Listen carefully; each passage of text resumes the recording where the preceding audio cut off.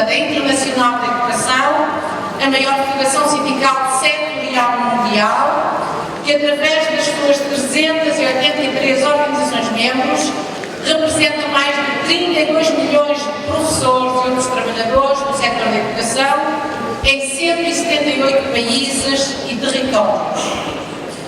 Licenciada em Ensino de Inglês e de Educação Física, Haldis Holst trabalhou como professora em escolas primárias e secundárias no seu país, a Noruega, onde foi representante sindical a nível local, regional e nacional.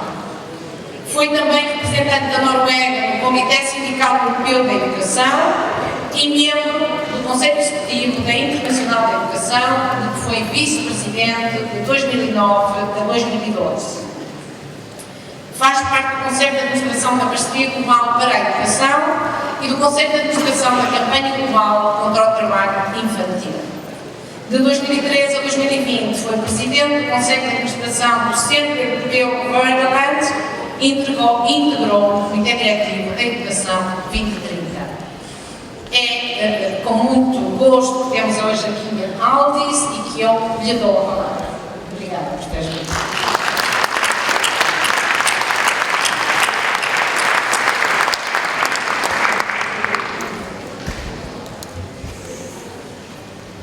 Good morning.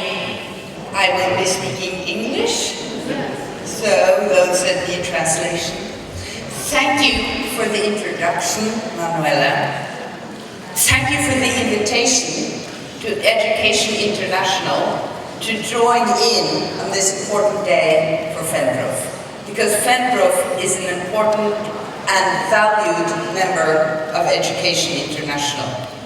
I have strong and heartfelt greetings from the General Secretary of Education International, David Edwards, who has been texting me all morning, who unfortunately could not be present because David is on his way to show solidarity to other colleagues. He is on his way to Ukraine. And we cannot be everywhere, but I'm sure your heart is also with David on that journey.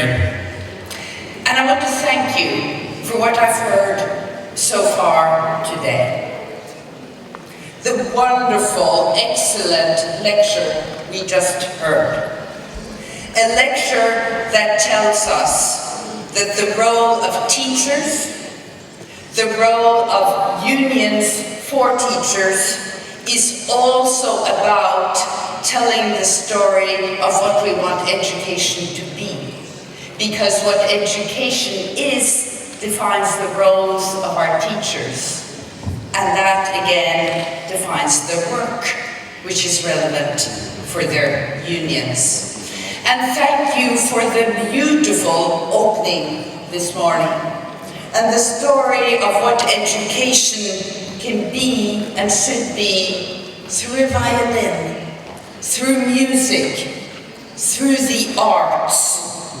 That education is about to build a dream and to believe that that dream can come true. And it can for many. That gave me a thought.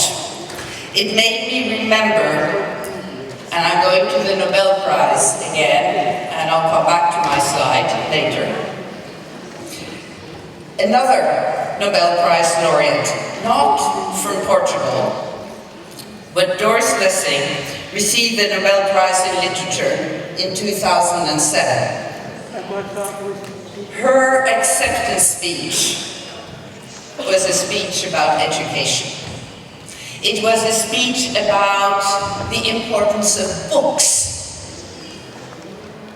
And it was also a speech about the unfair world we live in. It was titled On Not Winning the Nobel Prize. She tells the story of being in Zimbabwe and how they come to schools that had nothing. And the children and the teachers, all they wanted were books. Send us books, send us books. We want to read and learn. Then she visited a privileged school in the UK, a boys' school. And she asked how the library is used. Not used very much. The teachers say, you know, they don't read much these days. This was 2007, 15 years ago.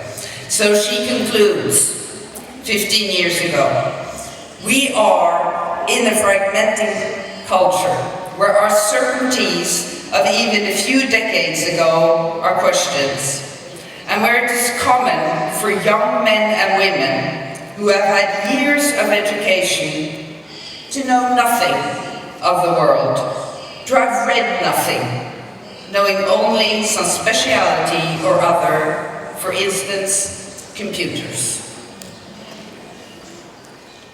It is not enough to have a degree. It is not enough to have an education. It's a question of what kind of education do you have, and what is your ability to use what you have learned.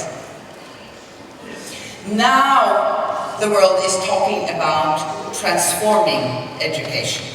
That is an indication that we are changing something.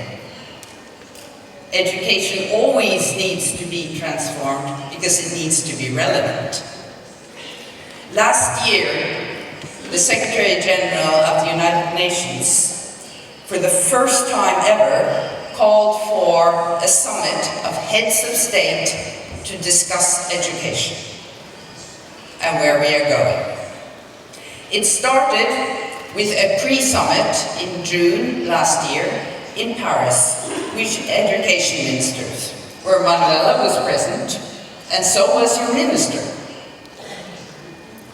Before we went to Paris, we tried from a global level to put forward demands. Demands are difficult when it's for 32 million. You have a lot in common, but not everything. These were our demands when we went into Paris. To transform education, governments must increase investment in quality public education systems. We believe it's about resources. We believe that shows what you are willing to put in of society's effort in it. 2, guarantee labor rights and decent working conditions. We are trade unions. We believe that this makes the system better when we build it together. Invest in quality teacher training and professional development. That means invest in the profession. Trust and respect teachers and their pedagogical expertise. Like we just heard the excellent lecture. Like you say, respect. Respect is at the core.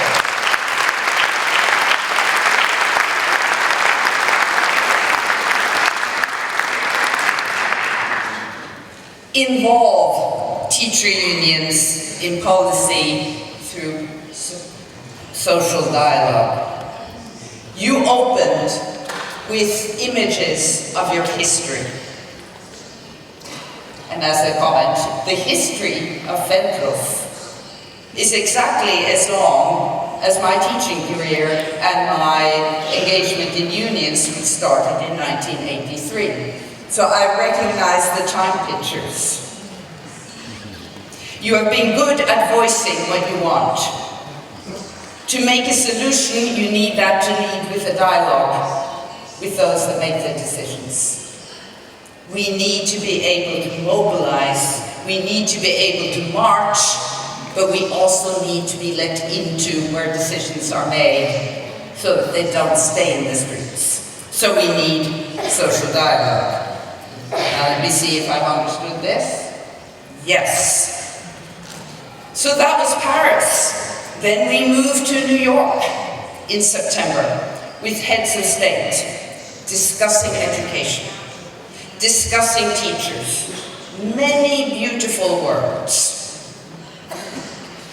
So we tried to add to those beautiful words.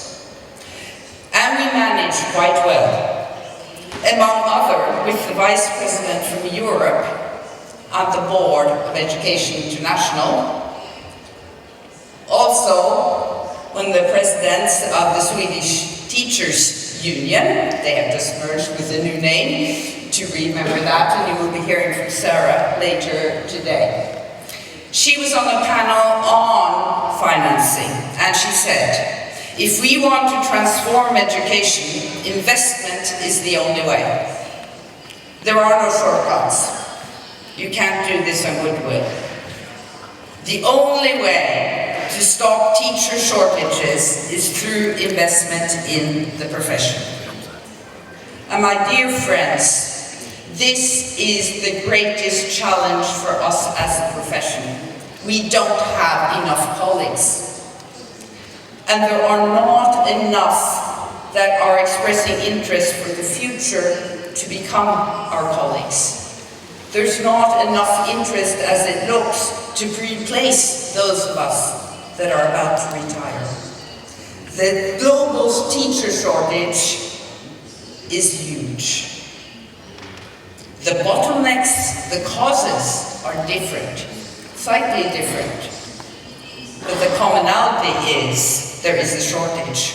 Worldwide, 69 million teachers, according to UNESCO, are needed to reach universal basic education by 2030, which the governments of our world have promised to do. So due to this, investment shortage, this is going to cost money. Education International has now launched their new campaign. When we have a campaign, it's trying to find what is the messaging all our member organizations can stand behind, because it's relevant for them at home. Our campaign is Go Public, Fund Education. If we do not fund education, there will be no future for our children, and there will be no future for the profession. Today, the resources necessary for a functioning public sector to meet the fundamental needs of the people are scarce and they're declining. Education system resources have fallen by 65% in low and middle income countries and 33% in upper middle and high income countries since the start of the pandemic. Just since the start of the pandemic, it's gone downhill. So achieving the national targets over the few years that are left until 2030 seems like a faint dream. Just a few weeks ago, the World Bank had their spring meetings, and they presented reports on what the world finances look like. And even the most optimistic assumptions of what is possible of domestic revenue mobilization, as through taxes, won't cover the needs. They have estimated in a paper that was presented there that there will be an average annual national financing gap of $97 billion in the 79 low and lower middle income countries. Once again, the poorest may pay the highest price. 1/3 of this gap could be covered by donor countries. That means that donor countries, they are the ones that give development aid, actually have to up their development aid. What is happening in many spaces is that it's going down due to the financial struggles we have. The long-term stagnation of aid in donor countries, therefore, is not promising. So, there is blessings, students in countries that can only dream but probably won't fulfill their dreams, continues.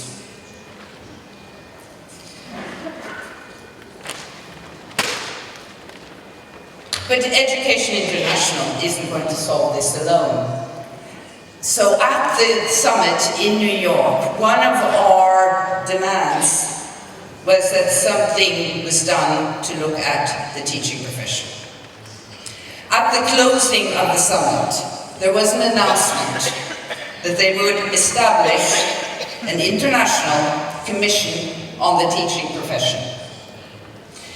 In your slides at the beginning today, you had a picture of the 1966 ILO UNESCO recommendation on the status of teachers. The most important international document that regulates both what teaching is and within which framework. And that's the last time there was an international commission that looked at the teaching profession. There is a later document for higher education from 1997.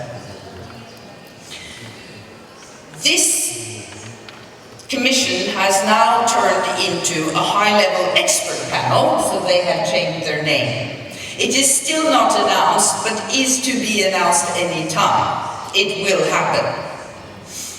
It takes time when countries are to compete on who's going to be on a panel, and the international community competes who's going to be the secretariat.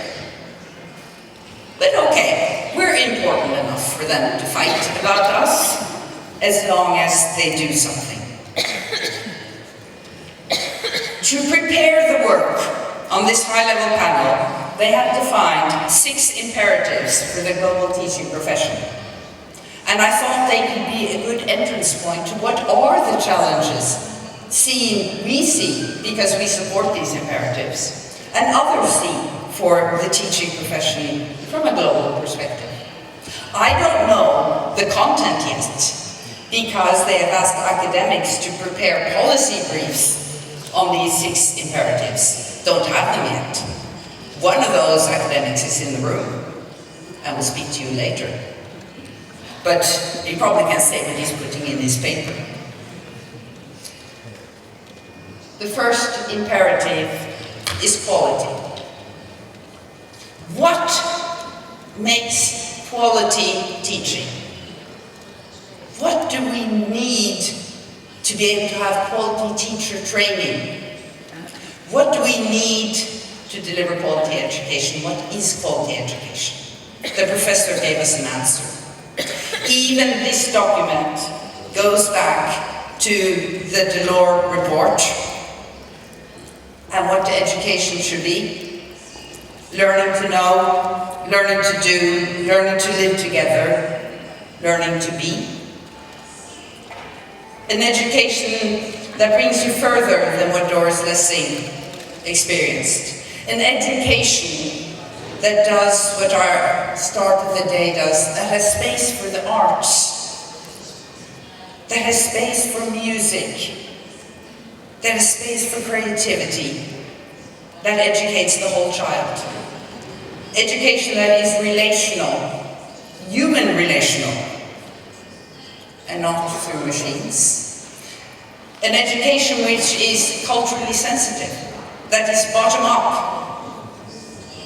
I constantly quarrel that you can't develop teaching materials in one country and automatically export them to another. Our students need to recognize themselves and their lives in what we present to them at school.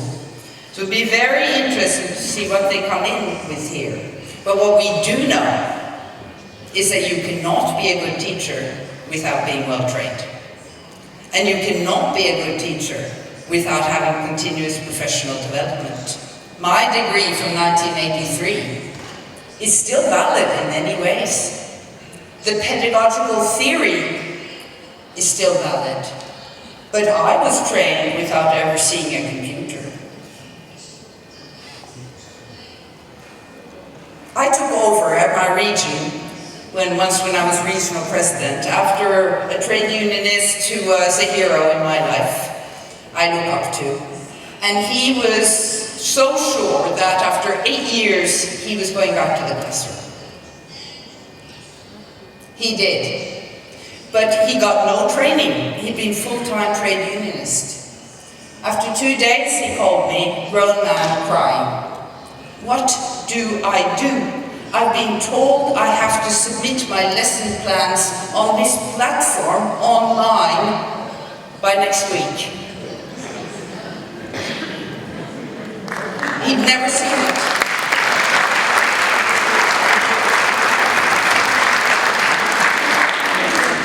There must be a connection between the demands and the qualifications that we get. Next buzzword. I think they'll call this equity, but it started as equity, diversity, inclusion. It goes to the composition of the teaching force. Do we reflect the societies we are teaching in? Or do we not?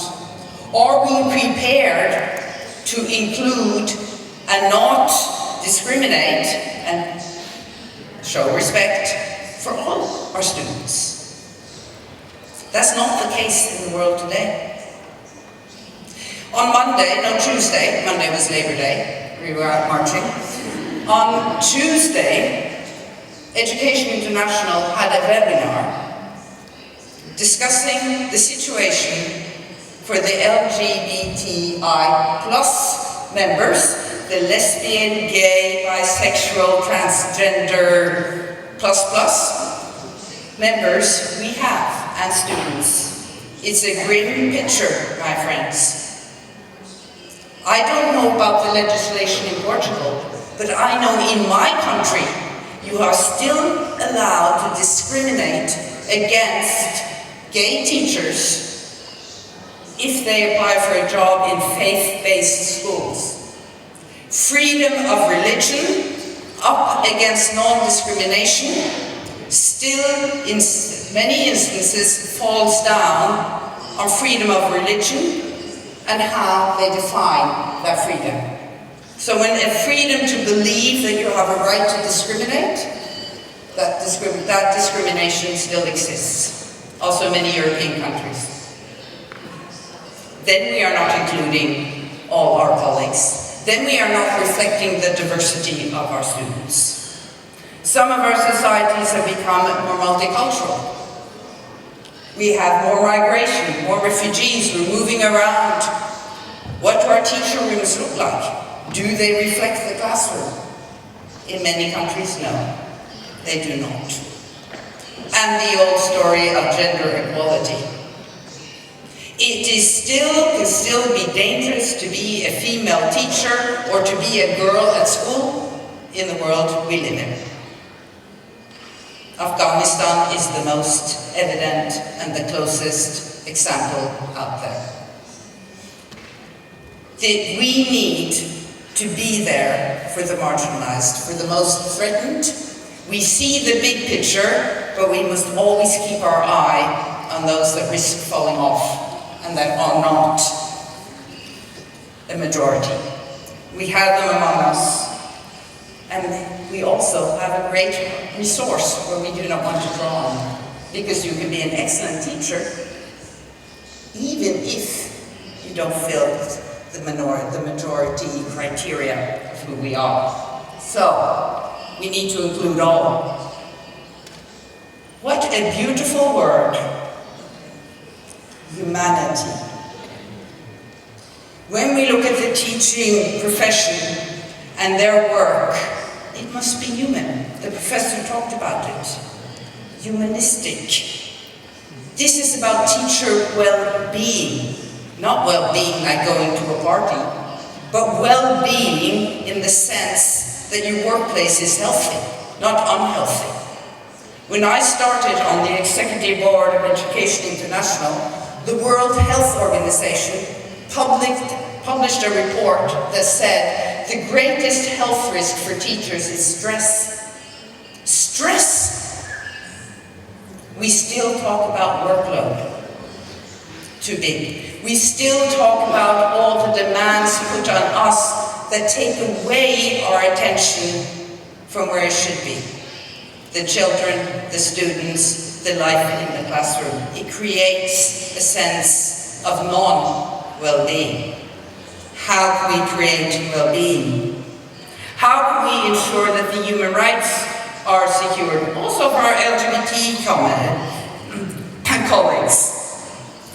But it's also about recognition. It is about respect. It is about trust. If you feel trusted by the society, you relax much more than if you are attacked every other day for what you do. But it's also dangerous, my friends, for teachers in many countries just to be a teacher. It's a very difficult time for democracy around the world, and education is often seen as a threat to democracy. Teachers are seen as a threat to democracy. We see what's happening in Russia and Ukraine.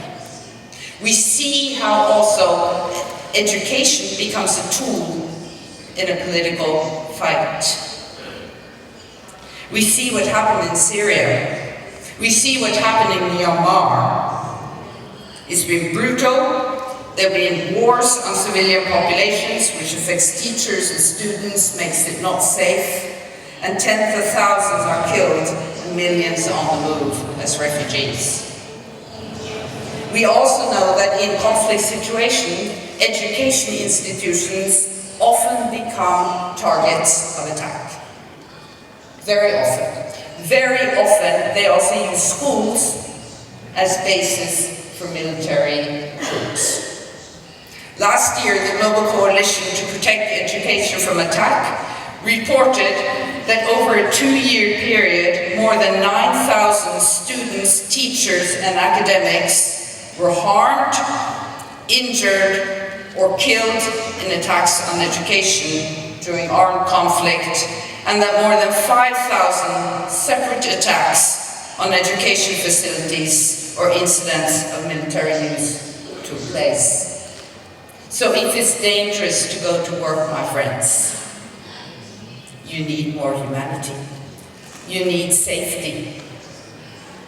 Because that's definitely not well-being. But we still have some very brave colleagues that will walk through war zones, that will risk themselves for attacks to be a teacher for their students. And we need to honor that.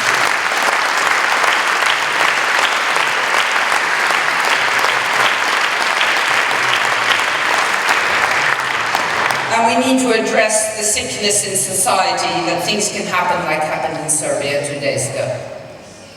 That a 13-year-old can walk into a school and kill his fellow students. We've seen it all too often from the other side of the Atlantic in the United States. That's definitely not safety. That's definitely not well-being. That is, something is wrong with the society when that's the way that people choose to solve problems. Oops.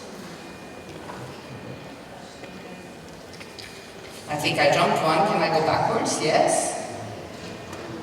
There should be a slide here. Oops. Now I'm playing the teacher who doesn't know technology.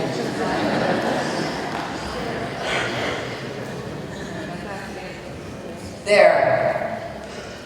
So now you see all my slides. I'm quickly going to go back. It doesn't matter which sequence I have it in. I had dignity here. What a beautiful word. We're going to discuss how can we secure dignity for the teaching profession. That's what you get when you have respect. That's when you have dignity. And here, my friends, they are going to look at terms and conditions of employment. And just the mere fact of acknowledging that the terms and conditions of employment are connected to a worker's dignity is about time.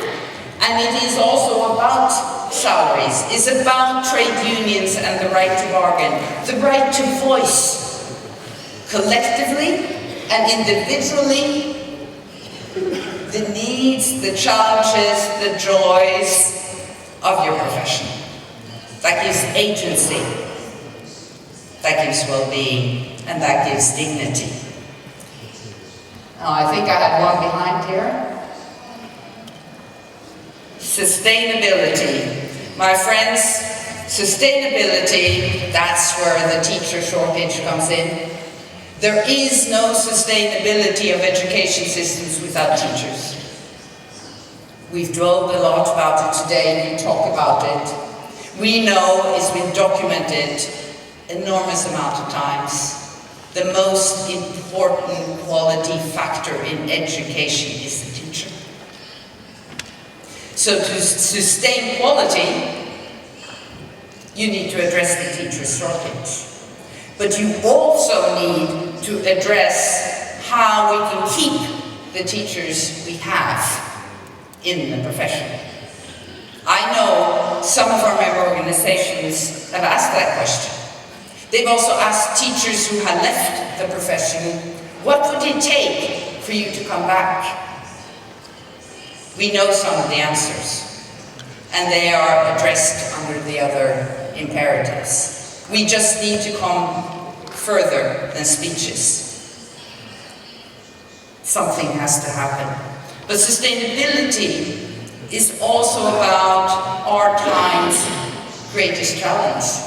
It's about a sustainable society and the role that teachers and education have in that. It is about the consequences of climate change. Every time we now have more extreme weather that hits poorer countries, and it's more and more often. Ask your colleagues in Mozambique. Every time it happens, multiple schools disappear. There is no defense system in an age where climate is changing to make sure that we can keep education going, which is defined as a first response in crisis. We haven't built safety. The same way, when the pandemic hit, there were multiple schools in poor countries. Look at the African continent. They didn't even have the possibility to collect rainwater so the kids could wash their hands. Very cheap, very simple thing to do, not done. How do you make our profession sustainable and our workplaces sustainable and education sustainable? We did dignity, so we start with innovation and leadership. Many will say that innovation is about the digital world. That's often what we hear. And yes, it's about that. Yes, you need to have a view on you as a profession. How can you, or not, can you use artificial intelligence? Yes, you have to manage technologies because they have to be humanly managed. The teacher must be between the technology and the student. But innovation is about more than that, my friends. You know that. Innovation is creativity. New ideas. Build further. The violin and music. Composing music is creativity and innovation. So is writing a book like Doris Lessing did. So this is also about what kind of training do we need to become teachers. And in my mind, many countries need to ask the question, are we giving our teachers a broad training, or have we gone into the trap of only concentrating on literacy, numeracy, and what is measured? We need to educate the whole child, and to do that we need to educate the whole teacher for holistic education. Because we're back to the violin. Education is about how an idea turns into music or to something else. That's the beauty that we're allowed to be with them. To make all this happen, we need to fund, we need to invest, And we need the public sector and governments to take the responsibility and not outsource it to private actors. It needs to be the responsibility of society. And I know that you stand behind that. So, with a point. One more. Too fast. Oh! The teacher who didn't have any computers in her teacher training.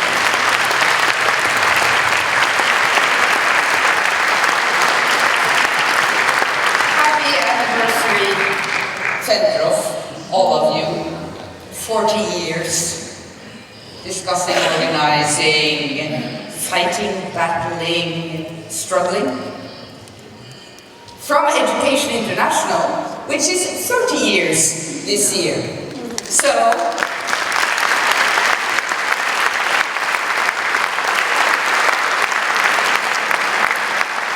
from one to the other, you have 32 million colleagues around the world that stand with you in your battles, in your struggles, because the struggles must continue.